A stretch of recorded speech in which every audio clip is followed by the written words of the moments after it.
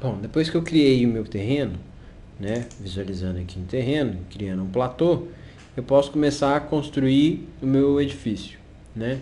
Então, sobre esse platô, eu vou construir as paredes, e aí no nível 1 eu vou ter a visibilidade dos elementos, né, de construção, no caso aqui as paredes que eu construí, que estão vinculadas no nível 1, né, e o topo no nível 2. Para que eu consiga visualizar o platô, eu preciso editar aqui a minha faixa de vista. Né? Na vista, né, planta de piso, no caso do nível 1, eu vou editar a minha faixa de vista e vou ver essas três referências de faixa principal e uma profundidade da vista. Então a faixa principal tem como topo a 2,30, né? Ou seja, eu tenho um plano, uma visibilidade dos elementos que estão a 2,30 do nível 1. Todos os elementos vão ser cortados a 1,20 m do nível 1. Eu vou ter um plano de visibilidade no nível, no nível a 0 no nível 1.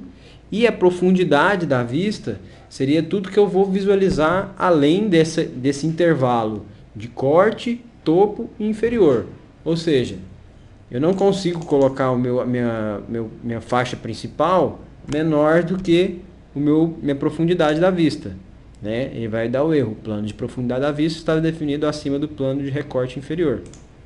Então, eu tenho que colocar isso sempre dentro, essas três faixas dentro desse plano, né, que vai a menos 3 metros, por exemplo, abaixo do nível 1. Então, eu vou conseguir, com essa faixa abaixo de 3 metros, visualizar o platô. Se eu tirar isso daqui, eu não consigo visualizar o platô. Ok, comecei a construir as minhas paredes, as minhas portas e os outros elementos. Agora eu vou fazer a cotagem deles, né? Vamos só colocar mais algumas janelas. Ok. Agora, para cotar, eu vou na guia anotar e criar uma cota alinhada.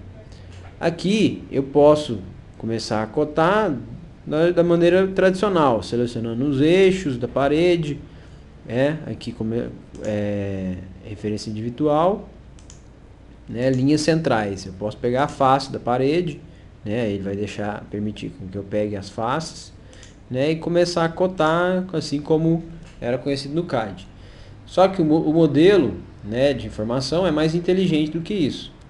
Então agora a gente pode clicar na cota e selecionar qual elemento que eu quero cotar. Se é uma referência individual, como eu estava fazendo, ou a parede inteira. A parede inteira eu posso definir opções de como eu vou fazer isso. Então eu posso selecionar as referências de abertura, por exemplo, não no centro, mas nas larguras, né? As paredes que efetuam a intersecção, né? Não é interessante para mim, e os eixos que efetuam a intersecção. Então o que eu vou selecionar?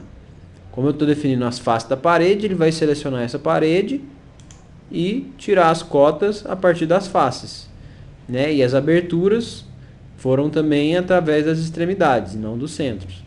E aí eu já tenho minha cota automática da parede inteira. Né? Isso vale para todos os elementos. Eu posso selecionar isso e tirar uma cota automática de tudo. Outras dimensões básicas eu posso fazer isso manualmente, né? Reconhecendo as faces, né?